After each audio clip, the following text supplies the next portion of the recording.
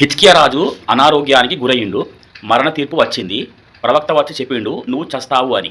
అప్పుడు హిజ్కియా గోడవైపు తిరిగి దేవునితో ఇలా అంటున్నాడు, ప్రభువా, నేను నీ సన్నిధిలో సత్యముగా నడిచిన దాన్ని జ్ఞాపకం చేసుకో అని చెప్పిండు. ఇది సాధారణమైన మాట కాదు. ఇది దేవుని సేవ చేసిన, పరిచర్య చేసిన మనిషి ధైర్యం. హిజ్కియా చేసిన కార్యాలు మనం చూస్తే, ఒకటి, దేవాలయ ద్వారాలు తెరిచిండు, దేవాలయాన్ని శుభ్రపరిచిండు, ఆరాధన పునరుద్ధరించిండు, ప్రజలను దేవుని వైపు త్రిప్పిండు.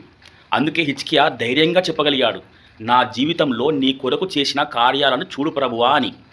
ఆయన కార్యాలు చేసిండంటే పరిచర్య చేసిండు, సేవ చేసిండు, ఎన్నో కార్యాలు చేసిండు దేవుని కోసం. ఇక దేవుడు వెంటనే స్పందించిండు, అతని కన్నీళ్ళను చూసిండు, అతని ప్రార్థన విన్నాడు, తీర్పును మరణాన్ని రద్దు చేసిండు. హిజ్కియాకు ఇంకా 15 సంవత్సరాల ఆయుష్ను పొడిగించి ఇచ్చిండు. ఎందుకు ఇలా జరిగిందంటే అతని జీవితం దేవుని పని కోసమే ఉండేది. మనము కూడా దేవుని సన్నిధికి వస్తున్న విశ్వాసమే. కానీ ఒక ప్రశ్న మనల్ని మనం వేసుకోవాలి, మనం హిజ్కియా రాజు వలె దేవుని జ్ఞాపకంలో ఉన్నామా? దేవుని పరిచర్య హిజ్కియా వలె చేస్తున్నామా? దేవుని సేవ హిజ్కియా వలె చేస్తున్నామా? అంటే మనం వెళ్ళే సంఘంలో పరిచర్య చేస్తున్నామా? ఊడుస్తున్నామా? కడుగుతున్నామా? శుభ్రం చేస్తున్నామా? తుడుస్తున్నామా? కుర్చీలు తీయడం వేయడం లాంటివి చేస్తున్నామా? అలాగే ప్రార్థన సహాయం చేస్తున్నామా? దేవుని సేవ చేస్తున్నామా? ఆరాధనలో భాగస్వామ్యం అవుతున్నామా? దేవుని పనిని ముందుకు తీసుకెళ్తున్నామా? లేకపోతే కేవలం సమస్య వస్తే ప్రార్థన, కష్టం వస్తే దేవుడిలాగా ఒక ఫంక్షన్కి వచ్చి వెళ్ళినట్టుగా ప్రేక్షకులంగా సంఘంలో ఉంటున్నామా?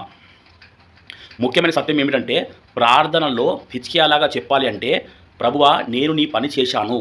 ఈ మాటలు చెప్పడానికి ముందు మన చేతులు పరిచర్యలో, సేవలో ఉండాలి. మన హృదయం సంఘంలో ఉండాలి. మన సమయం దేవునికి ఇవ్వాలి. కాబట్టి ఈ రోజు నుండి మనకు నిర్ణయం తీసుకుందాం, సంఘంలో పరిచర్య చేస్తాను, దేవుని కార్యాలకు ముందుకు వస్తాను, నా జీవితం దేవునికి ఉపయోగపడేటట్టు జీవిస్తాను అని మనం ఇలా అనుకున్నప్పుడు, ఇలా జరిగినప్పుడు మన ప్రార్థనలో బలం ఉంటుంది, మన ప్రార్థనలో శక్తి ఉంటుంది, మన ప్రార్థనకు దేవుడు వెంటనే జవాబు ఇస్తాడు. హిజ్కియాలాగా ప్రార్థించాలంటే, హిజ్కియాలాగా వెంటనే జవాబు పొందుకోవాలంటే, మనం హిజ్కియాలాగా దేవుని పని అయినా, ఆయన పరిచర్య, ఆయన సేవ చేయాలి. అప్పుడు మన జీవితం దేవుని జ్ఞాపకంలో ఉంటుంది. వెంటనే మన ప్రార్థనకు ఆయన స్పందిస్తాడు, వెంటనే మన ప్రార్థనకు ఆయన జవాబిస్తాడు.